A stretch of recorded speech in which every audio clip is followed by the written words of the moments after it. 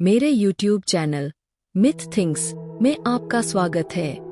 Subscribe करें और उस दुनिया के पीछे छिपे अजीबोगरीब सच को जानें जिसके बारे में हम सोचते हैं कि हम जानते हैं। नमस्कार। महाभारत का संसार तो आप जानते ही हैं कितना विशाल है। इसमें अनगिनत कहानियां हैं। बिल्कुल, और कई ऐसी भी हैं जो उतनी सुनी नहीं जाती। हाँ, और आज हम एक ऐसी ही थोड़ी कम सुनी हुई कहानी के गहराइयों में उतर रहे हैं, अद्रिका अप्सरा की। हमारे पास कुछ जानकारी है, खासकर एक YouTube वीडियो के स्क्रिप्ट से काफी कुछ पता चला है। अच्छा, हमारा मकसद है कि इस एक तरह से छिपी हुई कड़ी को समझें, देखें कि कैसे एक अप्सरा का भाग्य महाभारत की कहानी से जुड़ गया। चलिए इसे खोलते हैं जरा। ये वाकई में दिलचस्प है। अक्सर ऐसा होता है महाकाव्यों में कि कुछ पात्र जो शायद मुख्य कहानी में सामने न दिखें, वही किसी बड़ी घटना की शुरुआत कर देते हैं। हाँ, और अद्रिका की कहानी मुझे लगता है इसका एक बढ़िया उदाहरण है। तो कहानी शुरू कहाँ से होती है? स्वर्ग से। अद्रिका एक अप्सरा। हाँ। स्वर्ग की एक सुंदर पर थोड़ी चंचल सी अप्सरा थी अद्रिका। यमुना नदी में विहार कर रही थी। पानी में खेल रही होंगे। बिल्कुल, और तभी कुछ ऐसा हुआ जिसकी उम्मीद नहीं थी। क्या हुआ? जैसा स्रोत बताते हैं, वो थोड़ी शरारती थी। तो खेल खेल में ही उन्होंने नदी किनारे एक ऋषि तपस्या कर रहे थे, उनके पैर खींच लिए। अरे! हाँ, और ऋषि तो ध्यान में थे। उनका ध्यान टूटा और वो एकदम क्रोधित हो गए। और फिर मिला श्राप। हाँ, श्राप। और श्राप भी क्या कि तुम मछली बन जाओ। मछली? एक अप्सरा से सीधे मछली? हाँ। ये श्राप कब तक के लिए था, कुछ पता है? स्रोत ये बताते हैं कि श्राप की एक शर्त थी। उसे तब तक मछली बन के रहना था जब तक वो किसी मनुष्य संतान को जन्म ना दे दे। ओहो, ये तो अजीब शर्त है। हाँ, और यहीं से भाग्य का खेल देखिए। एक और कहानी आ मिलती है इससे। कौन सी? राजा उपरिचर वसु की। अच्छा, राजा उपरिचर वसु, वो कैसे जुड़े इससे? वो शिकार पर थे और उन्हें अपनी पत्नी की याद आई। उनका वीर्य स्खलित हुआ, तो उन्होंने सोचा कि इसे अपनी पत्नी तक पहुंचाया जाए। कैसे? एक बाज के जरिए पत्ते में लपेटकर बाज को दिया कि ले जाओ। लेकिन कहानी में मोड़ तो होगा ही। बिल्कुल। स्रोत कहते हैं कि रास्ते में एक दूसरे बाज ने उस बाज पर हमला कर दिया। छीना झपटी हुई होगी। हाँ, और उसी में वो वीर्य सीधा नीचे गिरा, यमुना नदी में। अरे, ठीक वहीं जहाँ अद्रिका मछली के रूप में थी। बिल्कुल वहीं।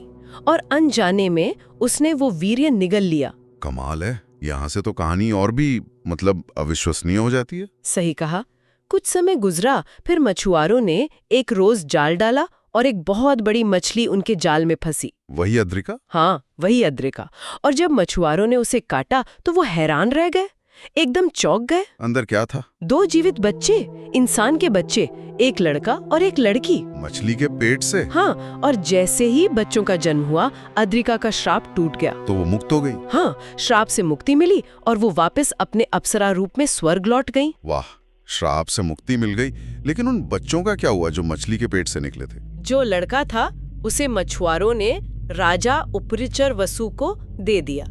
उन्हें लगा कि ये राजा का ही अंश है। अच्छा। राजा ने उसे पाला और वही बड़ा होकर राजा मत्स्य बना, जिनके नाम पर मत्स्य देश पड़ा। और लड़की? लड़की को मछुआरों के सरदार थे दशराज, उन्होंने अपनी बेटी बना लिया। उसे पाला पोसा। नाम?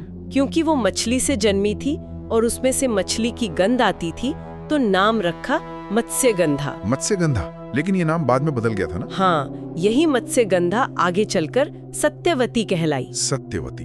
हाँ, ये नाम तो महाभारत के केंद्र में है। बिल्कुल। यही सत्यवती बाद में राजा शांतनु की पत्नी बनी, हस्तिनापुर की महारानी। लेकिन शांतनु से विवाह से पहले भी तो कुछ हुआ था, पराशर ऋषि के साथ। हाँ, उससे पहले उनका मिलन हुआ महर्षि पराशर से, और उन दोनों के योग से एक पुत्र जन्मा। कौन?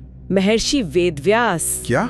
वेदव्यास, जिन्होंने महाभारत लिखी? हाँ, वही, जिन्होंने इतना बड़ा महाकाव्य रचा। तो इसका मतलब अद्रिका अप्सरा अपनी बेटी सत्यवती के जरिए महर्षि व्यास की नानी हुई। बिल्कुल, यही तो इस कहानी का सबसे चौंकाने वाला और दिलचस्प पहलू है। सोचिए, कैसी एक छोटी सी शरारत कह लीजिए, फिर एक श्राप और भाग्य के कुछ संयोग। हाँ, इन सब ने मिलकर उस वंश की नींव डाल दी जिससे खुद महाभारत के रचयिता निकले। ये दिखाता है कि कैसे कभी कभी जो कहानियां साइड में चलती हुई लगती हैं, वो असल में कितनी महत्वपूर्ण होती हैं। सही कहा, ये दिव्य और मानवीय जगत का एक अजीब सा संगम भी है। तो अद्रिका की ये पूरी कहानी श्राप से शुरू होकर मुक्ति और फिर एक ऐसी विरासत तक पहुंचना जिसके बारे में शायद उन्हें खुद भी अंदाजा ना रहा हो, ये हमें क्या सोचने पर मजबूर करती है। ये हमें याद दिलाती है कि पौराणिक कथाओं में, इतिहास में बहुत से ऐसे पात्र, ऐसी घटनाएं होती हैं जिन्हें हम अनदेखा कर देते हैं, पर उनका असर बहुत गहरा होता है। अद्रिका की कहानी यही दिखाती है। हमें मुख्य कहानी के साथ साथ इन छोटी कड़ियों पर भी ध्यान देना चाहिए।